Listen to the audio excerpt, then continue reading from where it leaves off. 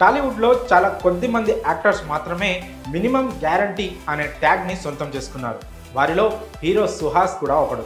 ఈ young hero okay చేశాడంటే ఆ కథ పక్క బ్లాక్ బస్టర్ అని ప్రేక్షకులు కూడా ఫిక్స్ అయిపోయారు. అలాంటి ఈ హీరో ఇప్పుడు అంబాజీపేట మ్యారేజ్ బ్యాండు అనే సరికొత్త కథతో ప్రేక్షకుల ముందుకొచ్చాడు. అంతేకాకుండా ఈ మూవీ కథ వినగానే బ్లాక్ బస్టర్ అని ఫిక్స్ అయిపోయాను అంటూ సుహాస్ కామెంట్స్ కూడా చేశాడు.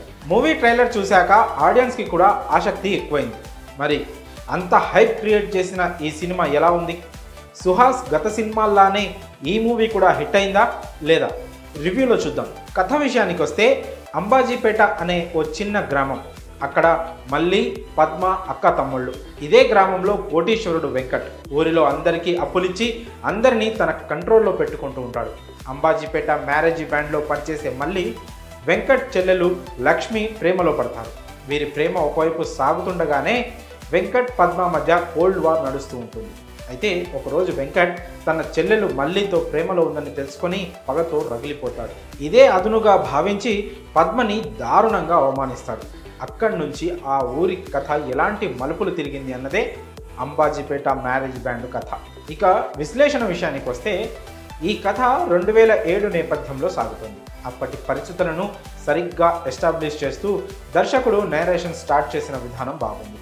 ఇక క్యారెక్టర్స్ ఎస్టాబ్లిష్మెంట్ కోసం స్టోరీ ప్రోగ్రెస్ కోసం కాస్త సమయం తీసుకున్న లవ్ ట్రాక్ అద్భుతంగా పండడం పెద్ద ప్లస్ అయింది.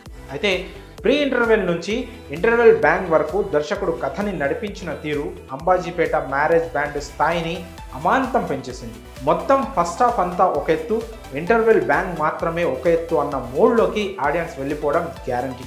కాన్ఫ్లిక్ట్ పాయింట్ను సరిగ్గా ఎస్టాబ్లిష్ చేసి ఫస్ట్ హాఫ్ ముగించడంతో సెకండ్ హాఫ్ పై అంచనాలు భారీగా పెరిగిపోయాయి. అయితే కథలోని బలమంతా సెకండ్ హాఫ్లోనే ఉండడంతో దర్శకుడు చెలరేగిపోయాడు. ముఖ్యంగా సెకండ్ హాఫ్లో శరణ్య ప్రదీప్ సన్నివేశాలు అన్ని ఆడిటోరియం మొత్తాన్ని ఒక ఊపేశాయి. కొన్ని సీక్వెన్స్ల వరకు ఆమె ఒక్కతే కథని కథనాన్ని స్క్రీన్ టైంని ఆక్రమించేసింది. ఇదే సినిమాకి బిగ్గెస్ట్ అసెట్ అయ్యింది. ఇక క్లైమాక్స్లో కావాల్సినంత ఎమోషన్ క్యారీ అయినా పెద్ద యాక్షన్ బ్లాక్ పెట్టుకునే అవకాశం ఉన్న దర్శకుడు ఆ ఛాయిస్ తీసుకోకుండా ఓ కొత్త టచ్తో సినిమాని ముగించడం అద్భుతంగా అనిపించింది. ఓవరాల్గా ఓ మంచి సినిమాని అందించడంలో టీం సూపర్ సక్సెస్ అయింది. నటీనటుల పనితీరు విషయానికి వస్తే టాలీవుడ్లో ఉన్న గొప్ప నటుల్లో సుహాస్ ఒకడు.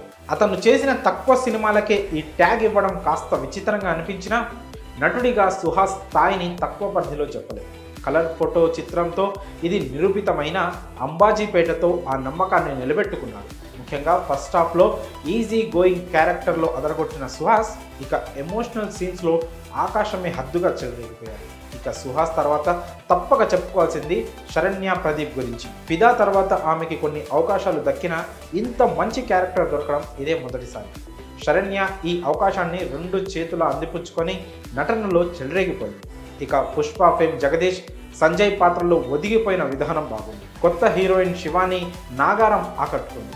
మిగతా నటులు అంతా తమ పాత్ర పరిధి మేర బాగానే నటించారు. ఇక టెక్నికల్ విభాగం పనితీరు గురించి చెప్పుకోవాలి.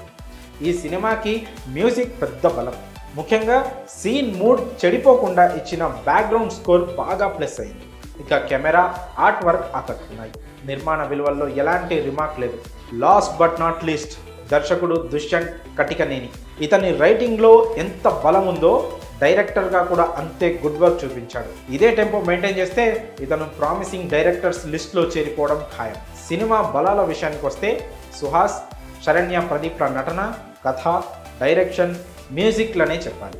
అయితే కథ బాగున్న రొటీన్ ట్రీట్మెంట్, సడన్గా క్లైమాక్స్కి వెళ్ళిపోవడం వంటివి సినిమాకి కాస్త మైనస్ అని చెప్పుకోవచ్చు. ఈ సినిమాకి మేము ఇచ్చే రేటింగ్ 3.25/5. ఫైనల్గా చెప్పాలంటే Ambajipeta marriage band Suhas career best movie అవుతుంది.